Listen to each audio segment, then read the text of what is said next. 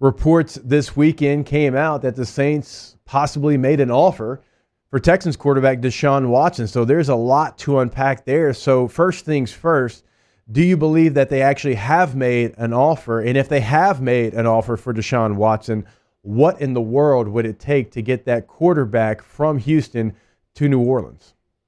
Yeah, look, no, I do believe that the New Orleans Saints have made an offer to the Houston Texans, or at least, are showing interest and are opening up those conversations, right? And so at this point, it doesn't seem like any kind of agreement has been made. Obviously, with Deshaun Watson still has a trade clause, a no trade clause, all of that. There were some reports that teams like the Saints and the Panthers, another team that are deep in these negotiations as well, or seem to be deep in these negotiations as well, would be meeting with Deshaun Watson to sort of talk to him about their vision, their future, those types of things, to see where the alignments are to get him to waive his no trade clause in order to be able to go to those teams. So that would be something to watch with all of it. But in terms of what it would take to get Deshaun Watson to a team, it seems like the asking price has been pretty consistent from the Houston Texans. That includes 3 first-round picks, a couple of second-round picks, and then a key player or two. And I think when you say a key player, you're probably talking about a starter at some position that Houston is in need of. Now, Houston's in need of a lot of positions, of course, with the way that things have gone over the course of that franchise for the last few seasons. So, those could be players on the offensive line. Those could be defensive players. Those could be, skill position players. So that could really go any way. But the starting asking price in terms of draft capital is a big one, right? 3 first and a couple of second-round picks. And then, of course, you would need Deshaun Watson to waive that no-trade clause as well. And also another piece of this, obviously, Deshaun Watson won't face criminal charges in his connection with sexual misconduct allegations. But legally, where's Deshaun Watson right now? Obviously, civil cases are probably something that's going to come up. So what's that kind of future look like, Ross? Yeah, I mean, that's a question mark, right? And it's a big question mark that teams have to be comfortable with. And there's a couple of different angles to all of it. And of course, all of it is, sensitive in terms of what the conversation is, but there is sort of the moral compass that's connected to a move like this. And so what are you as an NFL franchise signaling to your fan base if you make a move for a player that still presently has 22 open civil cases that are all connected to some form of patternistic sexual misconduct? And so what is so NFL franchises have to be aware of what the signal is that they're sending to a fan base that is made up of people that have been impacted by sexual misconduct, sexual assault, sexual abuse, as well as people within their organization. And then beyond that is just the simple fact that while there are still 22 civil cases open, even though the criminal cases look to have come to a close over the course of last week with no charges being brought up because of lack of evidence, this situation with the 22 civil cases still could potentially push the NFL to suspend Deshaun Watson for, violations of the NFL's code of conduct. We've seen this before, in which a player isn't charged, which is not the same as being innocent, but isn't charged for something in the court of the law, but in the court of the NFL is still suspended for games. So if you're giving up 3 first-round picks, a couple of second-round picks, and a key player, is that worth it, particularly for a team like the New Orleans Saints, who also could potentially see their star running back, Alvin Kamara, suspended for up to 6 games? So is it worth it to not have a quarterback and running back to open up this season, giving up all of that draft capital? So a lot of questions for organizations to answer based upon what they understand. And, of course, they're doing their own investigations. They're doing their own look inside of what happened with Deshaun Watson and what's going on with Deshaun Watson, getting information that we may not have access to. So they have to be comfortable with that information in order to be able to really make this move from a lot of different angles. Ross, do you think that Mickey Loomis reached out to Gail Benson before making an offer to the Texans to get permission from her to make this deal? Because, obviously you mentioned the moral compass. This is a touchy subject, no matter the city, no matter the franchise. The Bensons have been very supportive of the Catholic Church, and that's a big part of her life over the years. And so do you think that conversation happened first? And if there is enough pushback, does it change maybe the narrative for the Saints? Yeah, I mean, I think so. And I think that, even just from, outside of the, let's say, specificity or uniqueness of this situation with Deshaun Watson and those open cases, Gail Benson has to sign off on any kind of move like this, right? Regardless. And so I would think, that, there was that kind of conversation that went a little bit further, as you referenced, into the kind of nitty gritty of the conversation. And I think that, if there's an okay there, then the franchise probably feels better. And again, they are doing their own investigation. They're doing their own look into this entire situation. And so I think that, that information would, of course, end up impacting that decision as well. But I do think that you would make that cognitive or that very intentional, effort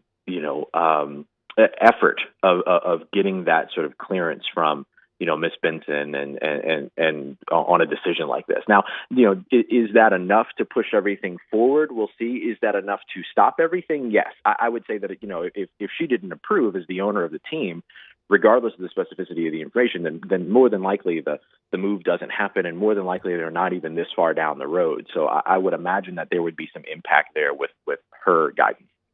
Now, Ross, you're close to the Saints fan base, and yesterday before the show, because I wanted to kind of get a pulse, I put out a poll on Twitter. It's got almost 700 votes, and I asked a question. As a Saints fan, would you want the Saints to pursue Deshaun Watson? Like 58% said yes, 31% said no, and 11% said undecided. So being close to the Saints fan base, kind of like you are, what do you think the feeling would be if they did end up pulling off a move, getting Deshaun Watson, giving up a lot of assets, obviously, but just with 22 civil cases still open? Like, what do you think the fan base would think of that move? Yeah, look, I think it would be a split reaction, right? Just like what that poll shows and just like really what we've seen. I think that, the fan base tends to have this larger reaction to one another, that if you don't like this move, then you're not a fan of the team or something like that. And I don't know that there's necessarily any reason to criminalize either side of this. It's just that one side is going to choose to look at it from the football perspective, and another side that may not have a choice. We have to remember this too, that again, when we're talking about something like sexual abuse, sexual misconduct, sexual assault, the sheer number of people directly and indirectly impacted negatively by that who are going to be impacted by the mere mention of Deshaun Watson's name because of his connection to exactly that, right? Regardless of what is found during these civil cases, there's going to be an impact there. That's not their fault. That's no one's fault. And so this sort of criminalization of one side or the other, I think, is where things go too far.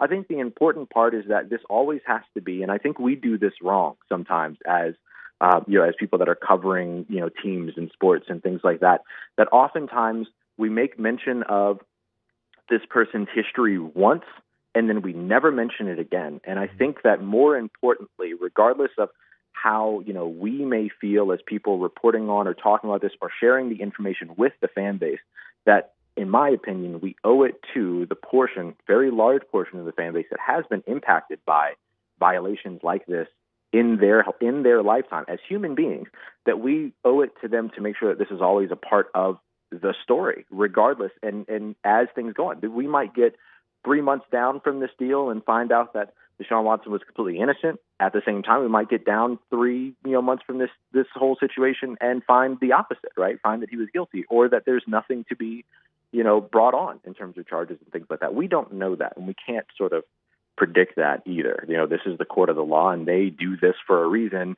I write for a reason, But I do think that when it comes to that portion of the fan base that is directly impacted by all of this, that it should continue to be a part of the story. It should continue to be a part of the player's history as they move forward, whether it's as a New Orleans Saint or not. That shouldn't be relevant. What's going to be interesting is those 22 civil cases, if in fact, and I would expect that they would be settled out of court. If they're settled out of court, will they be sealed, right? I mean, look at totally different, not an athlete, but Michael Jackson, right? He settled a lot of his cases. They were sealed. Neither side could talk about it. And he went on to have a career for 20 years after all of the incidents which involved kids back in the day, and everybody loved him and all that. So if you don't know the nitty gritty, and you don't have to read and hear about all the alleged allegations, maybe it goes away a little quicker, in his situation. I mean, obviously 22 cases is a lot he would have to settle, and that's going to take a long time. Yeah, absolutely. Yeah, it's nothing that's going to, happen quickly. It's not a situation that's going to blow over, anytime soon. It's going to be something that's going to be a part of the story. But you're right. After it's all said and done, whose responsibility is it at that point, if anyone's, to continue to have the conversation beyond that, right? Or does it just go away? And I think far too often does it just go away when it should still be a part of the story. But we'll see how it all pans out. And settling out of court is certainly something that you would usually expect in civil cases, let alone 22 civil cases and things like that. But you're right, it is going to take a while for that to come to a conclusion. Ross, another question: if you were to land a player of Deshaun Watson's caliber, like just as far as what his salary looks like, we know the Saints' salary cap issues right now, and also we know that the Saints are as good as anyone at getting under the salary cap. Sometimes when you don't think there's any way possible, like I'm thinking that they would have to give some of those contracts, to the Texans, good players, but have a hefty number to make this work. Yeah, absolutely. I would imagine that, well, there's a couple of different things that they can do, right? I mean, they could move on from one player in order to meet the asking price of the Houston Texans, but the key to getting this contract to fitting under the New Orleans Saints salary cap is restructuring the contract once he arrives in New Orleans. So if the Saints were to pull off a trade for any player that has a cap hit like a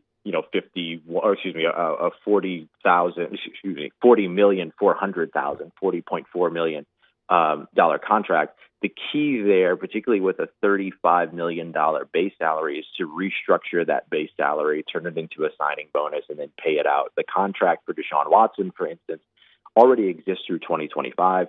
You probably tag on some voidable years so that you can maximize that spread. You can spread it out to up to 5 years, and then you hope for things like the TV contracts and the gambling money to actually impact the NFL salary cap in the upcoming seasons, as we expect to be the case, but still, we have to see if that happens. And so that would be what I would watch for the Saints, for any player that they would end up trading for that has a heavy salary cap hit. You would see that for Deshaun Watson. You would see that if they traded for Jimmy Garoppolo, maybe not necessarily adding on to extend it over the course of 5 years, but maybe adding on some void years, 1 or 2 to kind of spread the hit out a little bit and all that. So I think that would be the main mechanism, to making that contract happen as it shows up in New Orleans. And in Deshaun Watson's case, you're probably giving up a player, but that may be connected a little bit more with the Texans asking price as opposed to having to try to fill out room to make the contract fit. Another thing that happened, last one, Ross, and thanks again for your time. Ross Jackson is our guest here on Off the Bench.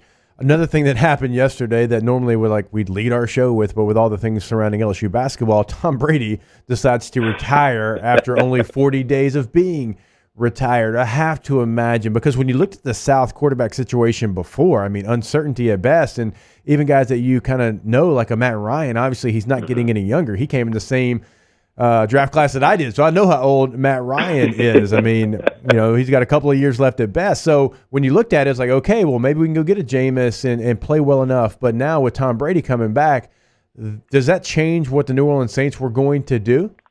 It could. It very well could. A good example of how that works around the NFL is you look at the Los Angeles Chargers, right? Just last week, we had this massive day with Aaron Rodgers returning to Green Bay and then Russell Wilson being traded within the Chargers division of the AFC West to the Denver Broncos. And what did the Chargers do? A day later, it was 2 days later. It was the day after the Carson Wentz trade, because yesterday was so many fireworks. They ended up bringing in Khalil Mack. And so now they've got Khalil Mack, they've got Joey Bosa, they have this defense that they're building, knowing that Russell Wilson is in their backyard. And so could the New Orleans Saints do something similar to that? Could the other teams around the NFC South do something like that? And I think that could end up factoring into decisions. What do you do when you're putting together a team? The first thing you do is you build a team that can win its division. As you win your division, you get to the playoffs, plain and simple. So that becomes a piece now of the, I would imagine, off-season factor for every team within the NFC South. There was a big difference preparing to win your division with Kyle Trask at the helm of the Tampa Bay Buccaneers than with Tom Brady at the helm of the Tampa Bay Buccaneers. And Tom Brady's retirement lasting 40 days, I didn't expect Tom Brady's retirement to not last as long as the MLB lockout, but that's definitely what we got. And pretty incredible week in the NFL over the course of the past 7 days. No question about it. Ross Jackson, you can catch him, the host of Locked On Saints podcast, on Twitter. It's at Ross Jackson NOLA. Ross, we appreciate your time. Great stuff as always. Hey, appreciate you, buddy. Always a pleasure to be here with y'all. Thanks so much. Have a good one. Have a great day. Yeah, I got to think, look, if I'm the Saints and the Buccaneers were going to go with Kyle Trask, and it was going to be Sam Darnold, and it was going to be an aging Matt Ryan. Okay, I can live with that. I've got a great defense. My offense has a lot of question marks, but I still feel like we can win because it's kind of the same pieces we had a year ago for the most part. Tom Brady comes back, I think that changes things. Hey, you're yelling upstairs like, hey, make some offers. Get some guys in here. And look, Tom Brady's sitting around and he's watching Russell Wilson go to Denver, and he's like, you mean to tell me there's 2 teams I got to worry about? The Rams and Green Bay? Yeah, I'll come back. Pick up the phone, call a couple guys. Y'all in if I'm in? Yeah, we'll come there for lesser money. Okay, I'm back. Yeah. And because the path is easier. I mean, he's not going to go back to the AFC and have to go through that gauntlet of teams. Right. But the NFC, yeah, why not? And look, the NFC South was on the verge of being the NFC East. Yeah. And then now all of a sudden, Tom's back and the Saints are like, uh-oh. I mean, you're exactly right about the AFC. I mean, not even like Mahomes and Burrow and Lamar Jackson. Just look at the West. Look at the West alone. Yep. I mean, with Mahomes, and you've got Justin Herbert, you've got Derek Carr, now Russell. I mean, Derek Carr, for all the jokes, like it's a good quarterback, right? And he's the worst one, and I don't think it's close in that division. That's how good that division alone is. And yeah, Derek Carr, I'd take him in a heartbeat in New Orleans. Yeah. I mean, I think if Derek Carr came to the NFC, he'd be a top 6 quarterback in the NFC.